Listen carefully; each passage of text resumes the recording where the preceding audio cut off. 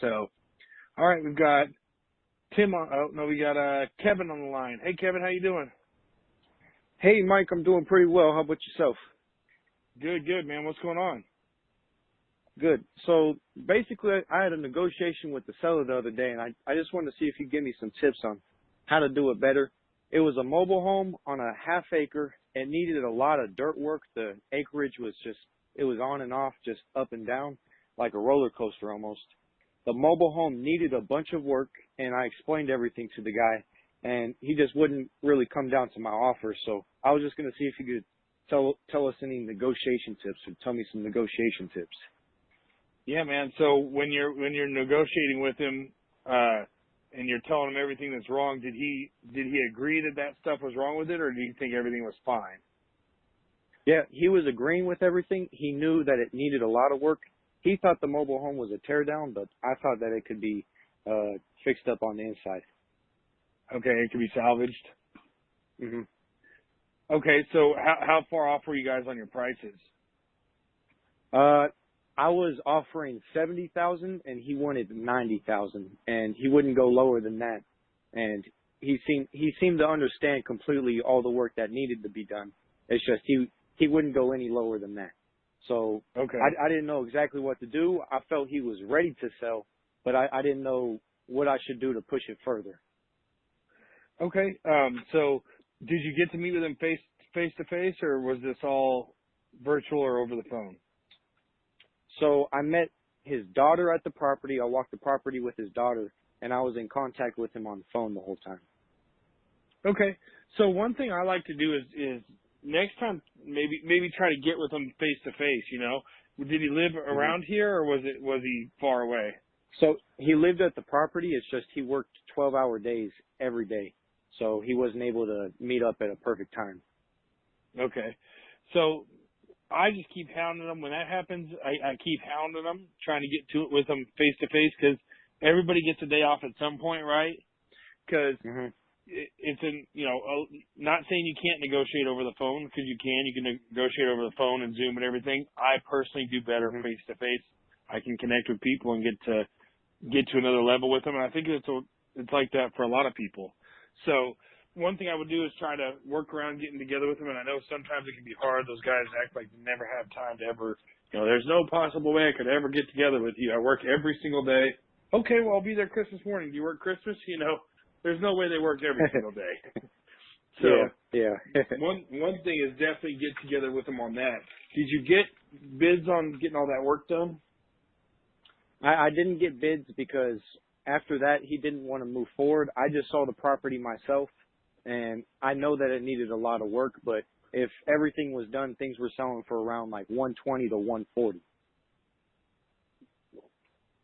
Okay, so you definitely had to be in that 70 range, plus you're going to put some money into it. Yeah. I would have pushed him to ask him if I could get some bids together, and the reason is because then you can present those bids to him, and you have hard evidence that this is what it's going to cost. You're not just pulling a number out of your butt to give to hey man, this is going to cost $20,000 to fix up. You've got bids from people that you can actually show him, and that always goes a really long ways on your negotiating. Because guys will do that to me. I'll ask two different contractors to come. Hey, I want a gate built. The first guy came and said, oh, you want that gate? It's $8,000. Didn't get out a measuring tape, didn't even do anything. He just threw out a number of $8,000. The next guy came and measured it all out and did it. Here's what the materials will cost, and here's how many man hours I'm going to have into it, and here's what the finished product will look like. Well, which guy do I take? They both had the exact same bid, but the guy who took the time to do the bid, I'm going to feel is more accurate and probably going to keep his bid rather than the guy that just threw out a number, right? So if the guy actually saw all the contractors coming in and everything, it would be a little bit more like, oh, okay, maybe $70,000 is better because I actually see he's going to have to put the money into it. Well, and he knows that you are more legit, and his faith in you and what you're saying goes way up as he sees all this stuff happening. Okay. That makes a lot of sense. Okay. All right. And then one more question. This one's... Oh, go ahead. Sorry. The other thing is, you know this, and we've talked before, is it's all in the follow-up. So, I wouldn't drop it dead. You might maybe, keep on the trickle and follow up with them every couple months. Mhm. Mhm. Okay. And then the last question I had for you was, I've mainly the biggest thing that I've done is driving for dollars. I've done a little bit of research on Zillow, Redfin, just looking around, reaching out to the realtors, then reaching out to the people that own the houses. I know you've mentioned, looking through the tax records and everything before, but I guess what would be like the easiest alternative to drive instead of driving for dollars? So one thing I've done, the list is not going to be as good as driving for dollars, right? I mean, driving for dollars kind of trumps everything because you've got your physical eyes on a property to see what kind of condition it's in. For sure that house is vacant. There's no AC. The windows are all broken out. I know that one's vacant, right? You can buy the lists from people of vacant homes, and some of those are going to be good and some are going to be bad. You'll have to try some lists out and see. And the way you're going to know if they're good or bad is basically how your calls come trickling in on, I live here. I would never sell. Why are you calling me? You start getting all those calls trickling in. It was a bad list. So driving for dollars is going to be the best. Second best is going to be buying lists. And the best list we've found is the tax delinquent list and all that.